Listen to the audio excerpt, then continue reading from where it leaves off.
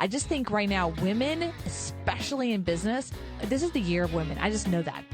Life begins at 150 grand a year. Life gets better at 250 and life gets real good at 500. Nobody can tell me differently on it. When you start teaching something, I feel like that's when you start to master the actual art of it. You and I, when we publish a book, we can go toe to toe with any of the New York trade publishers, any of the big time authors. We get to compete in that marketplace and then let the market decide whether our stuff is good. People forget sometimes as an entrepreneur, the whole damn point of entrepreneurship is to make money. And now here is The Win with your hostess, serial entrepreneur, marketeer, and chief sexy boss, Heather Havenwood.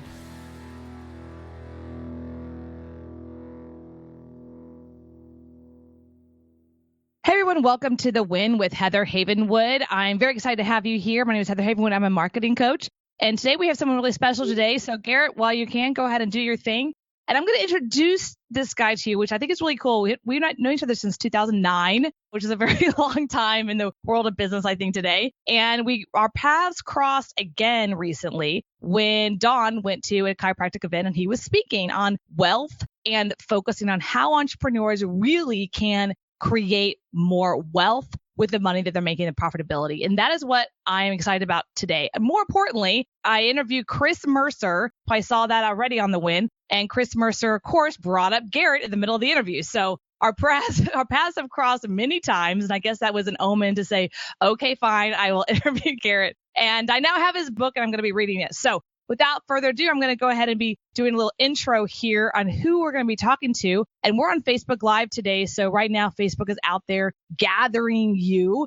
You're going to be listening to us also on iTunes, Stitcher, Google Play, iHeartRadio, and many more other places. So here we go. I'm going to introduce you to Garrett Gunderson. Garrett is a chief wealth architect at Wealth Factory and author of the New York Times bestseller, Killing Sacred Cows. Wealth Factory helps entrepreneurs optimize cash flow, streamline their finances, and keep more of their hard-earned money so they can make more powerful investments in their best wealth creator, which is their business, which I totally agree.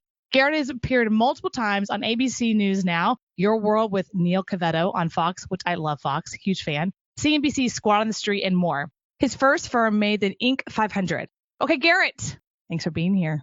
Hey, thanks for having me on. It's, it was funny before we started talking about how long ago it was that we actually met and where it was, because I thought it was a Glazer Kennedy event, but then it was actually before that at an event in LA, and we're still trying to kind of figure that out. Yeah, it was some room in a hotel room with a bunch of people presenting. That's all I remember. One of those conferences along the way, yeah.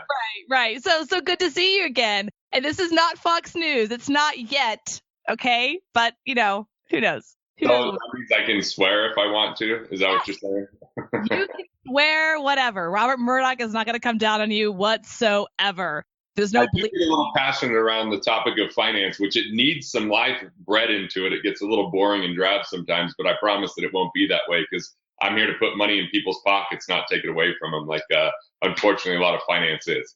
Okay, so first of all, I completely agree with you because I just was watching Fox Business and CNBC. They do add their little things to it. But if you really listen to a financial person, they're like literally the most boring person on the fucking planet, right? Like, and the talks are up today and we find that I'm like, come on, really?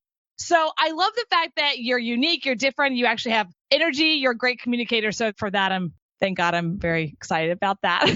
Yeah, I think it's hilarious as you watch these things. By the way, when you say I was on CNBC, I actually got kicked off CNBC because apparently you're not allowed to say not to put money in the stock market because then they cut to the commercials. Like they have all this technical, boring crap, and then they cut to the commercials of people frolicking around in the ocean, skipping rocks, drinking beer, living this wonderful retirement life. But everything else is so just makes it feel impossible for the average business owner to figure out because they want you to rely upon them. And so my job is to bring some entertainment and simplicity, but at the same time, it's a pretty serious topic. So bring real results along with that too, that it's not just, I don't mean to say it in a joking way. I just want people to have the courage to confront it because business owners just figure if they just earn more money, that solves everything. And sometimes like Biggie Smalls says, more money, more problems. I want to make sure that we fix the leaky bucket. Yeah.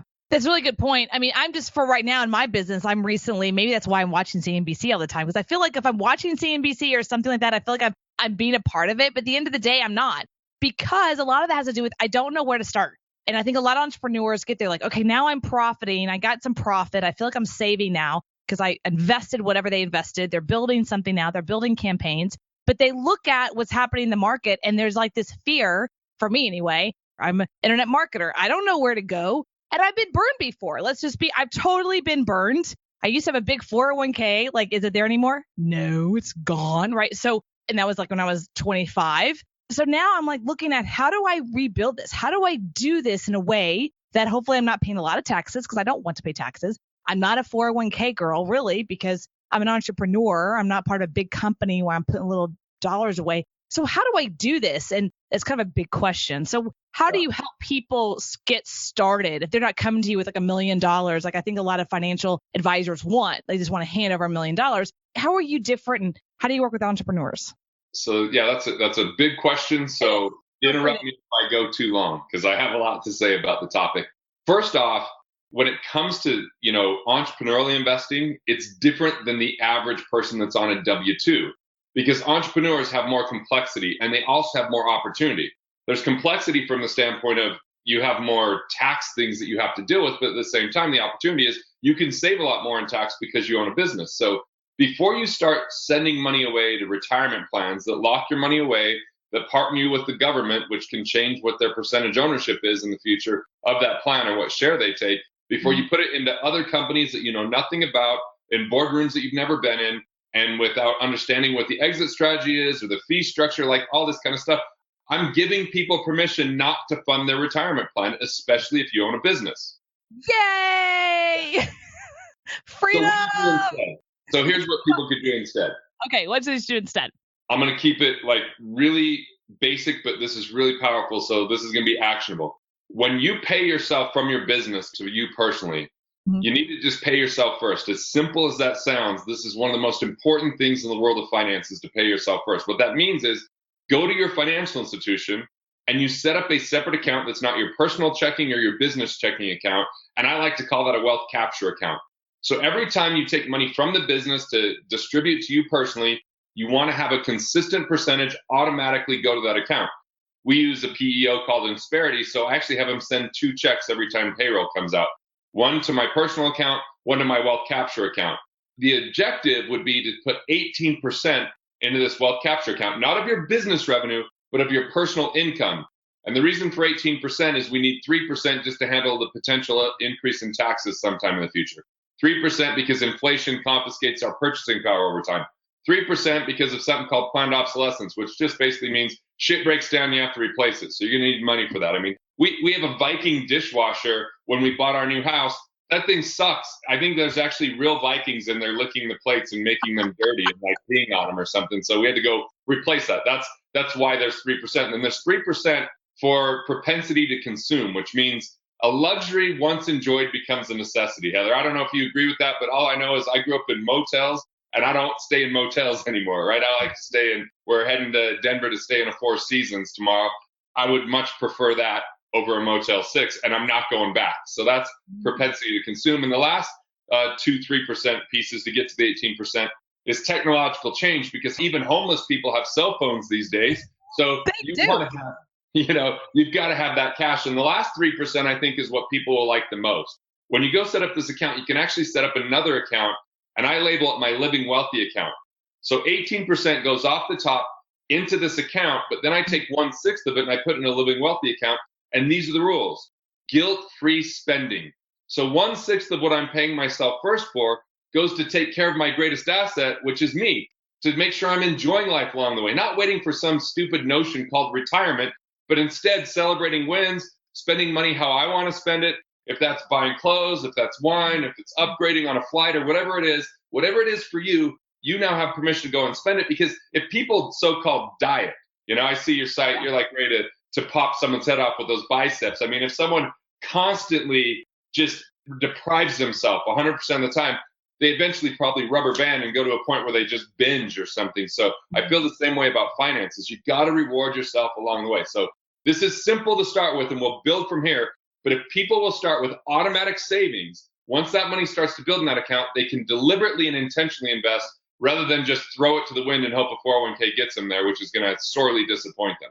Okay, great. So I love this. I'm going to take it one step back, right? So you said something really interesting beforehand, which we have a lot of people that I know, solo entrepreneurs, okay, who don't have, I think you said you had a payroll. So I want to take you back to that level. If you have let's say an LLC, a solo entrepreneur, maybe you don't have a ton of employees, maybe you have freelancers, right? Yeah, contractors Yeah, so how would you do that? So the flow, like give me the flow from that point, and how would you pay yourself from there? Yeah, so this is a mistake a lot of business owners make, is that they don't pay themselves because their business has an insatiable appetite. It's always looking for more money. There's always ways to improve our business. But if you're not rewarding yourself and you're not taking care of yourself, then you burn out. Be the boss of your life. You're listening to The Win with Heather Havenwood. Are you a business owner that has a website but not tech savvy? Do you feel like a hostage to your web guy? The better question is, do you have a money funnel so people come to your page and give you money while you sleep? No? Then go watch free video at heathermakesyoumoney.com. Imagine having a money site, not a website, for your self-published book, e-commerce products, local practitioners like chiropractors or lawyers. Get a money site, not a website. Go watch free video at heathermakesyoumoney.com. Be the boss of your life. You're listening to The Win with Heather Havenwood. I think a lot of business owners do what I call redlining, where they're constantly shoveling money back in to try to grow this thing instead of saying, I'm going to take a certain percentage and just make sure that I'm taking care of my basic living situation rather than writing everything off in the business. So, you pay your contractors and everything out of your LLC, but you want to take at least a minimal salary that comes out of that LLC. That's part of what you should do. I mean, and just say, what would it take to replace you for, the cheapest way to replace you if you had to hire someone? Pay yourself at least that amount. And then you can always take distributions above that. And it's when that money gets transferred into your personal account. I think that people abuse their business and write everything off, spend everything from their business. But you know what? You could pierce your corporate veil, because if you ever get audited or, if anyone ever sues you, they might be like, why are you spending everything out of your business? So you could even just have one card that you charge everything for the business, and a personal card just to kind of keep it simple, elegant in that way. But look, I think you want to get yourself set up on payroll so that you're making sure to pay yourself. And guess what? If that paycheck ever can't be made because of cash flow issues, rather than hurting yourself, because this is another huge mistake business owners make. Instead of paying themselves, they'll not pay themselves and still pay everyone else. They won't fire anyone. They won't reduce anything else. So they become the cheapest labor, and that's not what you want to do, because it creates really bad habits for you inside of your business because of your love for it. You're willing to do whatever it takes, but everyone else starts to rely too heavily on you. So I make sure to pay myself for anything I would pay anyone else for in my business. And that's what I do distributions with. Like if I were to do a sales call or if I were to speak at an event, I want to get paid for those things, because otherwise it'll go into a black hole of business and never end up in my personal life. Okay, got it. So this makes sense to me. So you have an LLC, money's coming from your business. You do pay your vendors, but then you also, with that, you do what you call a payroll to your personal account. But then from your personal account, you could be writing that check. Yeah. You personally writing the check to yourself and depositing that check. You're just switching accounts. Switching accounts. Okay, great. And then you have that personal account. And then from that, you take another 18% to another account. Correct. 18%, people might be going like, man, I hate this guy. How am I going to come up with 18%? Do I got to now, live off rice and beans and blah, blah, blah. No, here's the deal. You get more efficient with your money. 93% of business owners overpay on their tax. If we can get that money back, that becomes part of that 18%. Almost everyone hasn't optimized their cash flow. If they have loans, they're paying too high of an interest rate because they don't have the right credit score or cash flow reporting. Or they have hidden fees or commissions within their investments, or they have money trapped inside of a 401k, or they have duplicate coverages or costs with their insurances. So what I want to do is, rather than ask you to scrimp and sacrifice or work harder, I just want to find, with some financial insight, ways to put that money back into your life. So it doesn't mean that you have to wait and sacrifice. I hate that word sacrifice in business. I think business owners get addicted to sacrifice and never really enjoy the fruits of their labor over time. So would you consider yourself a financial advisor, or are you more something else? I don't even know what that would be. What do you consider yourself? We're probably more on the consulting side than the advising side. Like, advisor just tells you what to do. I kind of look at it like it's a two-way street. But what I designed my entire firm after was this Rockefeller family office system where if you're worth $50 million or more, you can go hire a family office and you have accountants and attorneys and investment advisors and fiduciaries and everything sitting at one table working on your behalf for your finances. But a business owner that might have good revenue but not worth, huge amounts of money outside of their business is not going to get that kind of advice. So what I did was I created a curated network of all those professionals. We call that our accredited network. And then I have a group of coaches. Some are called financial architects. Some are called wealth engineers. Some are business scale strategists, or some are results facilitators that ultimately help design the plan. And then we bring in the actual professionals that can analyze it and implement it. So it's not just coaching, it's around results and implementation. So it's pretty comprehensive. And we actually don't manage money. We don't tell people, hey, go put your money in a 401k. Our job is to find money and have it put it back into their business or put it somewhere where it's safeguarded that they can use and capitalize when the right opportunities come. Because rookie investors always stay invested. Professional investors stay in cash and then they pounce on opportunity. And unfortunately, the world of financial advising has been keeping people invested regardless of the outcomes. That's very true. Okay, so people come to you more of a consultant. So they pay you because we all know how financial advisors are paid, right? We get it. Commissions or fees on your money, typically, right. Yeah. How are you guys paid? If I say I want to work with you, that sounds cool. That sounds expensive because I'm not a Rockefeller, right? So walk us through that process. Because by the way, I want you to post your book up because I'm reading this book right now. Feel free to put it up there. Yes, what would the Rockefellers do? By the way, I did do a picture. Did you see the picture I posted on Facebook that was like, I'm reading this book? It was flipped. Yeah. Everyone gave me shit for that, but I'm like, you just got all that commercial space. Even though it was flipped, you could figure it out, right? So I didn't know how to do it. That's me being blonde, but that's okay. I gave you a total commercial for it. And everyone was like, typing on Facebook, you have it returned, you have it reversed. Like, okay, got it. Thank you. I have it reversed, but y'all can figure it out. All right. Anyways, so how do you guys get paid? Because I'm not a Rockefeller. Love to be, but I'm not. So how can I work with you guys? How does that work? So at Wealth Factory, we're not fee-based, we're not commission-based. We call it a results-based tuition, backed by results. So people write us a check. Now, we have everything from a weekly publication to video series that people can buy and they can consume that, or they can come to our workshops, or they can work with us one-on-one. But we only work with 125 people one-on-one per year just because it's a pretty robust network. And we tried to scale it in 2010. And candidly, we got our ass kicked. We didn't do a great job with some of the clients, and it was a little bit too much. So we've really maintained that. But for 4 years, I've been building a hybrid model because I've been just turning people away. Like, hey, buy our stuff online. And the problem is not everybody watches it. Not everybody doesn't have an easy time implementing it. So really just a few months ago, we launched this thing that's called the Wealth Architecture Program, where people can actually hire us. They can meet with coaches for 10 minutes a week. And then we do group sessions. And then anyone in the network, they can meet with people my network's been training for the 4 years. So they don't meet with the senior accountant. They meet with the people that person trained. So they can still get the results. They can still get the implementation. And we don't harm the level of quality and attention for our top program. So we have everything from $1,000, $3,000, $597 a month, or $10,000 down and $2,000 a month, just to kind of give a wide variety. And we're just really selective that we only want to take people in that $10,000 down, $2,000 a month, that we know we can way outperform that. And our entire intention is to get them to financial independence, where they have enough income coming in, recurring, whether they show up to their office or not the next day, to cover their expenses. Because once they get there, every dollar they earn above that can go to building more cash flow and building more wealth and isn't consumed by lifestyle. And it's where they can really get 10 times growth at that point. Okay, so first of all, I love the fact that you what I call variety from down to 300 all the way up to 10,000 down and 2,000 a month. You're opened it up to a ton of different entrepreneurs on different levels, which is great. You kicked our ass getting there, by the way. That was an expensive build out to do, but I'm glad we did it.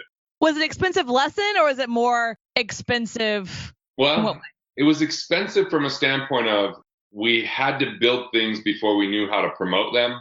Not that we had to, but that's just what happened. We had to acquire a big team and increase our payroll substantially. I mean, to scale, it took a completely different set of rules. And once we figured that out, it's been very rewarding. But man, it was definitely more stressful. I mean, when we just worked with people one-on-one, it was pretty ridiculously profitable without, totally consuming my life. But when we said, okay, we're going to put together digital products that we could reach people. Then we had to, we built our platform from scratch. We hired a guy actually lives in Austin, Texas, that used to work for Apple. And so we didn't just go with WordPress or Kajabi. I guess we just have a really high aesthetic value and just functional value. So we built it from scratch. Be the boss of your life. You're listening to The Win with Heather Havenwood. Our whole world revolves around our smartphones now. You know they say we look at our phones on an average of 150 times a day or more. Look, if you're a small business and want to grow, you need to reach people where they're looking the most. Their smartphones. So text the word START to 72,000 now to learn more from our friends at Mobit, or go to heatherhavenwood.com/Mobit. Again, text the word START to 72,000 now.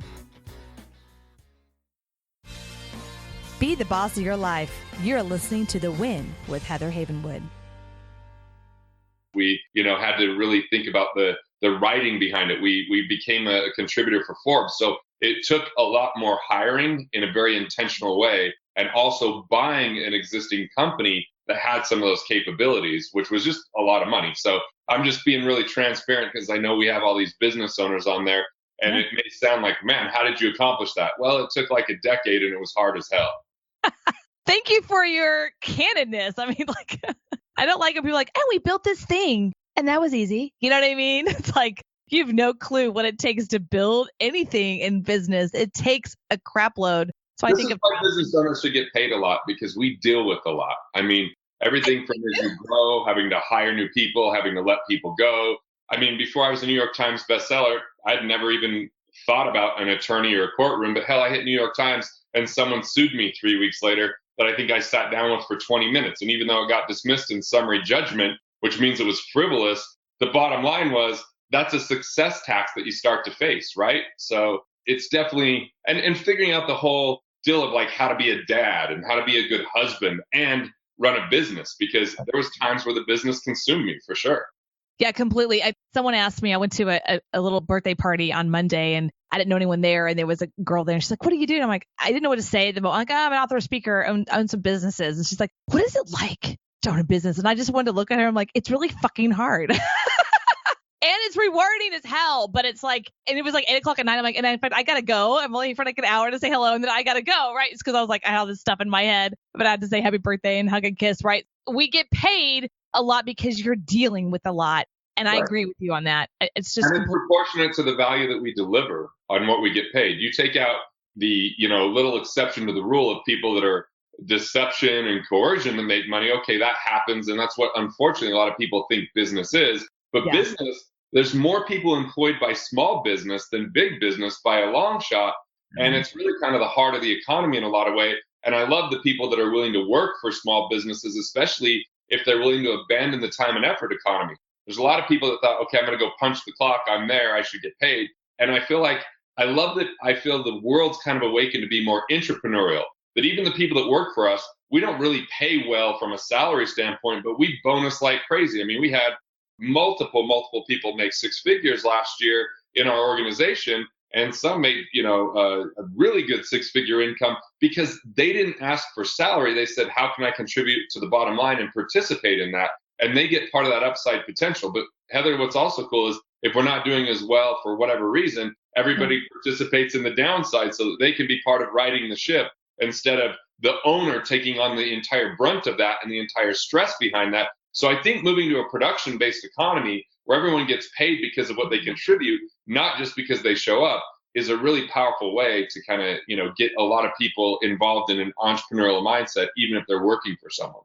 Yeah, I agree. Right now, our company Skinny Beam here locally, we have 2 people that work for us. One's leaving. And the reason I think one's leaving is because when she first got started, it was lucrative. Things were moving and shaking, everything's going. And now things have just, there's some like downtime and then there's a lull. And I'm like, okay, great. Well, now it's time to step on your sales heels. Let's go. And she was like, no, I'm out. And the other person's not. He's like, how do I do this? Let's get, because he feels like we feel it, right? We feel that there's a downturn. I think it was a lot because of the election. That's fine. There was a huge downturn, a huge dip. He's feeling it because we did a compensation level, a percentage of overall revenues as a team, not just him, as a team. So he's thinking outside the box. Well, let's hire this person because then they'll help me make more money. So it's like a different kind of view versus, I just got my income, I got my check, and the business is down. I don't care. I still get my check. It's like, no. You get to feel it, and you feel it like we feel it. You know what I mean? Yes, you still make your minimum, but I mean, is that what you really want? No. So I think that's a huge piece. Let me ask you a question about entrepreneurs and come back around. You've been around this business a long time. You're in people's books, let's say. You're in their financial statements. Why do you think, or what do you think prevents entrepreneurs specifically from being financially free? They neglect to actually pay attention to their finances because of this entrepreneurial dilemma that's kind of like a treadmill. They think faster or harder or more is always better. But the problem is, look, revenue is seductive. It's sexy. It's awesome. But the bottom line is what really matters. It ain't just what you make. It's what you keep.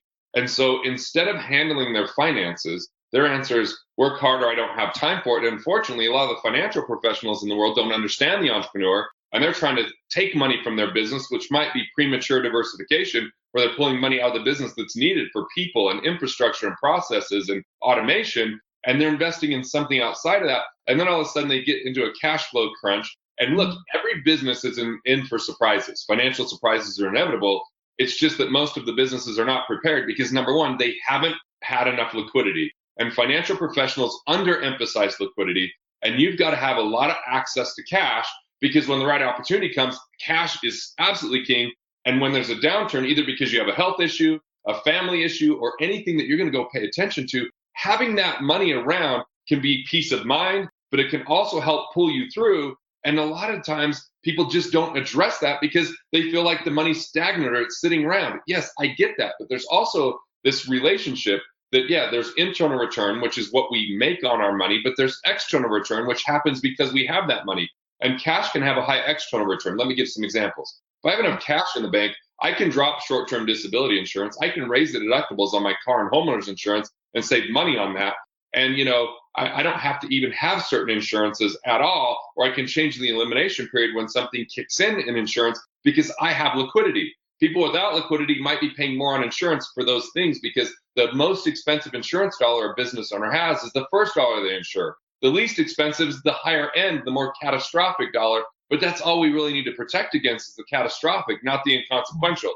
So we have to understand there's a bigger relationship. And if you go learn from most financial retirement planners, unfortunately, they put business owners in harm's way. And this is why.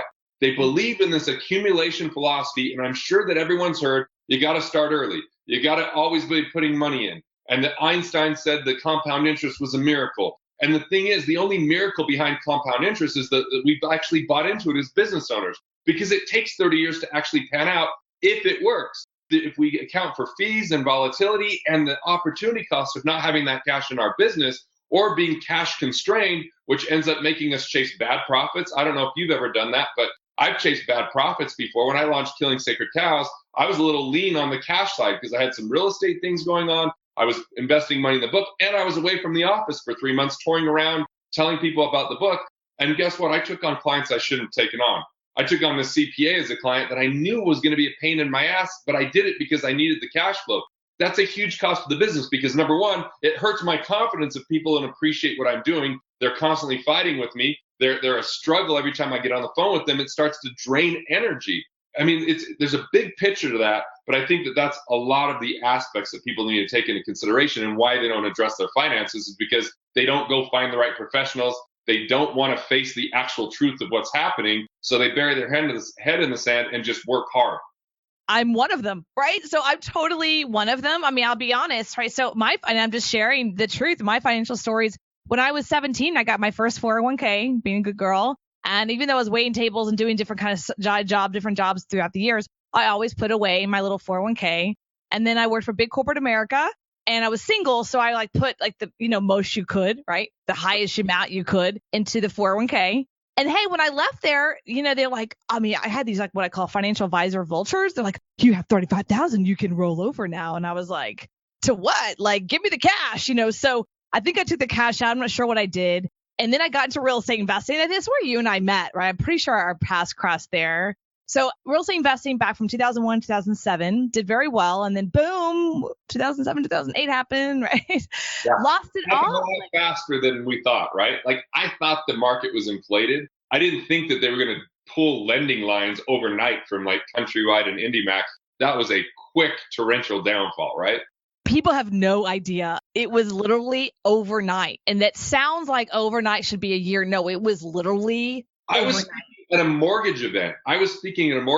That while I was at the event, and I remember I introduced a couple of people I really respect, like Dan Sullivan and Roberto Monaco, because they were speaking it as well. There were people that thought their loans had funded for their clients that had the 3-day rescission period that got rescinded because the lines got pulled and two major companies that were massive, what people thought were too big to fail, went bankrupt, and the FDIC was worried about whether they could handle some of the deposit issues that were coming out because of the trickle that happened with the banks. It was insane. So that's why it's so important to have liquidity. That's why it's so important not to redline your business. That's why it's so important to pay yourself first, because we have this optimistic outlook sometimes if we have a spectacular month that that's going to happen forever.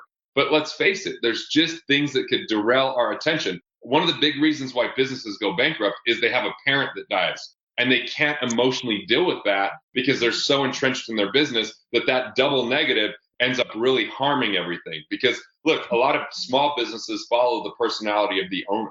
Yeah.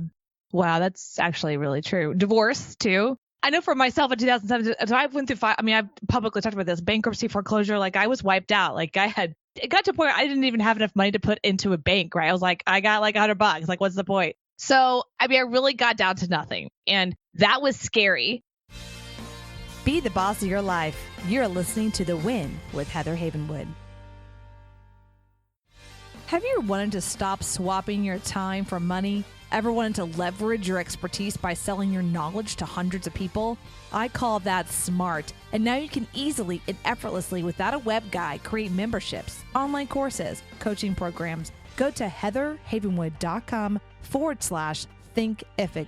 Start making money off what you know today. Go to heatherhavenwood.com/thinkific. Be the boss of your life. You're listening to The Win with Heather Havenwood. But I do remember it was 2021. I started working for a financial advisor, American Express Financial Advisors, okay? And I thought I was so smart because I'm working for a financial advisor. And so I was like, I know everything because I'm listening to him and learning what he learned and all this stuff. And of course, selling. So what he would do is he'd go in, right, I started as a product peddler. When I was 19 years old, I did the same stuff. Yeah. So he was a product peddler, right? He would come in with a client and then they'd say yes. And then he'd hand me, I'm 20, dude. He'd hand me all this data. And then I would boom, print out their financial plan. 20 some pages that mean nothing to the client, right? Yeah, and these guys were like 60 or 50. I remember this one particular couple, they're probably in their 50s, right? And they're looking at, and the financial advisor never even looked at the document until they sat down with the client going, let's see what it says. And it's like, well, this is what you should do. I'm like, do you even know them? Like, it really bothered me. And of course, they wanted to hire me to become a financial advisor. And I'm like, I'm out of here. So, then my financial happened. But now as an entrepreneur, I think for me, and this is me totally being transparent, I'm a little nervous, right? I'm a little nervous to Still some burn there, right? There's still some emotion that's left over. Of course. Yeah. And I think other people too. I'm not the only one. And I know I'm not alone here, especially if you had a business in 2007 and 8 and you're in real estate or mortgage or any of that. There's a little shakiness to that. Right. And I hear this other thing, which you just said, you're too late. You're 40. You haven't done it since you were 20. You're too late. And I'm like, what do you do? All right. So here's a couple things. Number one, there's a way to get to financial independence between 3 and 7 years. It's these 5 things. Number one, we've already hinted on this first one. Recover cash. Boost your bottom line. Keep more of what you make. That's the first thing. I'd call it financial efficiency. The second thing, and this is critical, I think this will free you up because it has me. I learned this through excruciatingly painful, bad decisions when I thought I was Midas, meaning I thought everything I did was always going to work out. And unfortunately, my first real estate deals did so well, not because I was intelligent. It was just good timing that I got a false sense of confidence, right? My first deal was a 400% return. The next deal, I put no money down. and made 90 grand. I was like, oh my God, this is like so easy. Yeah, it was easy at that time. It wasn't easy, later on. But the second thing is to strategically engineer wealth. And here's the key. Diversification is actually admission of ignorance. Diversification is not the key to wealth. Focus is much more powerful than diversification. But in order to eliminate the necessity to diversify, you first start with building your foundation. We've talked about that. Pay yourself first. Build up at least 6 months of liquidity that you can handle different events that happen in your life. If you can get to 2 years, you're at ultimate power at that point. And then once you have your foundation, you build safety measures, the right corporate structure, the right risk transfer structures like asset protection or estate planning, all those kind of things, including maybe an umbrella policy or business owner policy to transfer risk from a liability standpoint. Then you move into growth. But when you move into growth, here's the key. People make risky investments because they're risky investors, meaning they invest in things outside of their expertise, outside of their knowledge. They don't treat it like a business. And then they dabble in it and they get their asses kicked. The important thing is to invest in alignment with your investor DNA, which is your core values, your core competencies, your core drivers. And then you narrow down your focus and you do what Andrew Carnegie said. You put all your eggs in one basket and watch it like a hawk. You insure it well. You make sure that you have ways to mitigate and manage risk. Part of the reason why the banks got in so much trouble, as you know well, Heather, and I know well, is because they violated their own rules. See, if someone wants to go get a mortgage right now, they have to show their taxes. They have to show their credit score. They have to have a down payment. And even then, if they don't put a big enough down payment, they get charged PMI, which is insurance for the bank. They have to pay for an appraisal, which is another way that the banks mitigate risk. So the banks have all these ways to manage risk. If you don't have a good credit score, the appraisal doesn't turn out, you don't have high enough income, they're not going to give you a loan. But back in 2006, you could just give a stated lie and they would give you a loan. They'd give you 125% loan to value, not even, it'd be negative, not even positive equity. And they were just lending the money out like crazy as if it was a smorgasbord that was never going to go wrong. They stopped strategically engineering wealth. They stopped mitigating and managing risk. So you begin with your foundation, then you go to your safety before you jump into investing, which is different than what everyone's been taught. We've been taught invest early, invest often, always invest, because that's the key is if you start early, you could put less money away and end up with more. But people don't because they lose money with bad investment decisions, with huge fees, with frustration because they didn't have enough liquidity and they had to cash out at inopportune times to handle other things, because typically when people need cash is when the market's tanking, and yet that's what everyone's being taught. So the third piece is that you never invest for accumulation, you invest to create cash flow. So cash flow investing is the third piece. The fourth piece is what you're teaching. They've got to scale business revenue. If you have a business, you have a 90% higher chance to get to $5 million in net worth or more. It is a huge key distinction. And then the fifth piece is to make it count, which is you take care of yourself and treat yourself as the greatest asset. You make sure that you manage your energy, you protect your confidence, and you do everything you can to enjoy life along the way rather than wait for retirement. So basically boost profits, strategically engineer wealth, accelerate investment income, scale business revenue, and make it count. That's the 5-part formula that you can get there within 3 to 7 years rather than 30 years and have a 98% failure rate, because that's the failure rate of Americans right now being able to be financially independent at age 65. It's because they're on a broken, antiquated model instead of embracing a cash flow model and learning these 5 pillars I'm talking about. Okay, so let's go to the 5 pillars again, because you went so fast and it was totally awesome. And I wish I could do a little DVR rewind, but I can't. So give us the 5. So the very first one is to do profit boosting. Okay. Recover cash flow or keep more of what you make. There's many ways to talk about it, but be efficient financially. Okay, 2. Strategically engineer wealth, which means get your foundation handled, then add your safety measures, and then focus on the growth as a third piece. Okay, got it. Okay, 3. Accelerate investment income.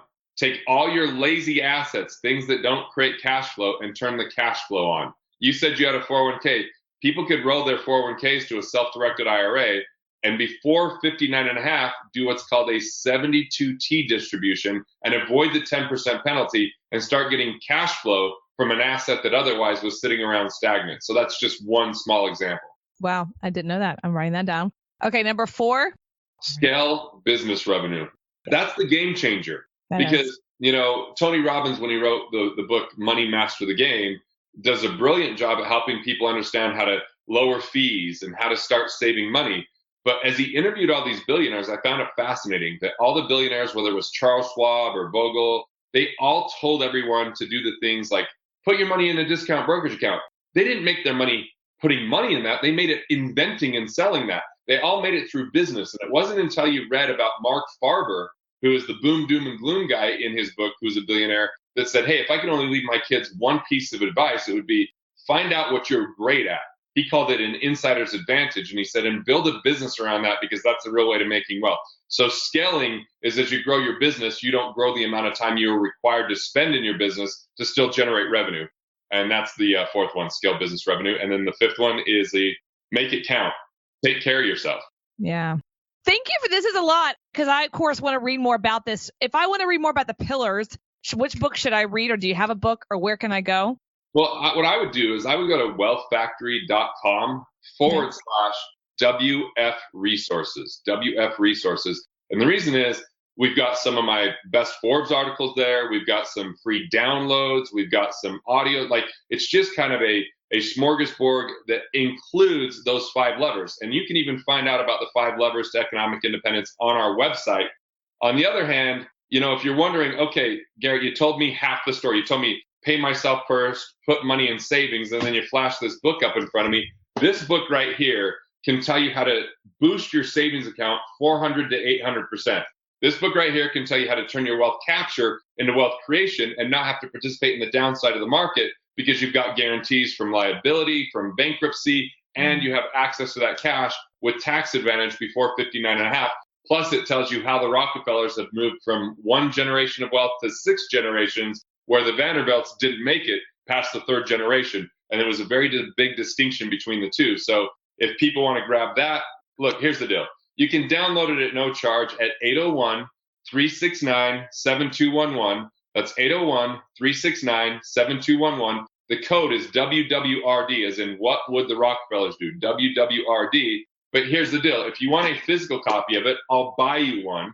This costs $11.50 because it's got this really pretty nice lettering that's raised and it's matte finish and all that kind of stuff. I'll pay for that if you pay for the shipping, and then we'll actually send it out to you if you want a physical copy. Or Heather, they could go to Amazon and pay $1,000. That's what I'm selling it on Amazon for. Are you really selling $1,000? Yeah, I really want to get clear about whose hands it's getting in. And if financial advisors want to buy it in bulk, I want to make sure that we vetted those advisors that they're doing the right things, because this book right here actually has a commission-based strategy in it. But if it's designed properly, it's going to reduce the commission substantially rather than have it be such a high commission product. And so I just want to know who's actually using this, and are they using it for good, or are they bastardizing it and potentially harming people? So 801-369-7211, text WWRD and follow the prompts from there. I know I go off on like a soapbox for a while, Heather. And no, you did great. And by the way, I'm on Amazon. I had to check it, and you're right. It's actually for $1,000. And I'm probably going to talk to you in the green room about that strategy right there. So that's pretty cool. And you have a T-shirt, though. You have a T-shirt of what would Rockefellers do for $25. Is that you, too, or is that somebody else? Someone probably went and created that, and they're just, robbing our traffic to sell. They are. They're robbing your traffic. You can do a What Would Rockefeller Do T-shirt. Whoops, not your company, so don't buy that. Hey, man, if it makes people feel good, they could buy it. I'm cool with it. You're cool with it. Okay, great. It's actually kind of a cool T-shirt. What would the Rockefellers do? Yeah, y'all should be able to. You should reach out to those guys and see if you can add your logo to it at the bottom or something. They're helping you out. This is really great. I mean, I could talk to you about it all day. You guys go check him out at wealthfactory.com, as well as take up on his offer, or you can go to Amazon and buy it for $1,000. No kidding. I just checked it. I'm cool either way, I did an interview with Paul Culligan a couple of weeks ago, and he put his book out first, and before pre-launch, you can do that on Amazon. And he put it for $200. And it was, to put it out there, it was more for him, like a date, like I got to have it by this date. It was more of a way for him to use it as a get off his butt and do the book. But he had people buying it at $200. So then he kept raising it. I don't really want you to buy it at $200. And then finally he's like, oh, screw it. Y'all can buy it at $200. So it's a good strategy. You know what I mean? It's creates that automatic. So guys, thank you so much. This is Heather Havenwood with The Win. You can check us out on Stitcher, iHeartRadio, Google Play, and everywhere else as well. Here is on Facebook. HeatherHavenwood.com/Facebook is where you can find my Facebook page. Thank you, everyone, for listening. And this is Heather Havenwood. Thank you for listening to The Win with Heather Havenwood. Interested in coaching with Heather? Go to heatherhavenwood.com and sign up for a business discovery consultation. Here is your free gift for listening. Get 3 audio chapters of Heather's book, Sexy Boss, How Women Empowerment is Changing the Rulebook, when you text the word sexy to 72000. Again, text the word sexy, that is SEXY, to 72000 and receive your 3 audiobook chapters. Number is good only in North America. This is a Sexy Boss Wrap. This podcast is a copyright of Havenwood Worldwide, LLC.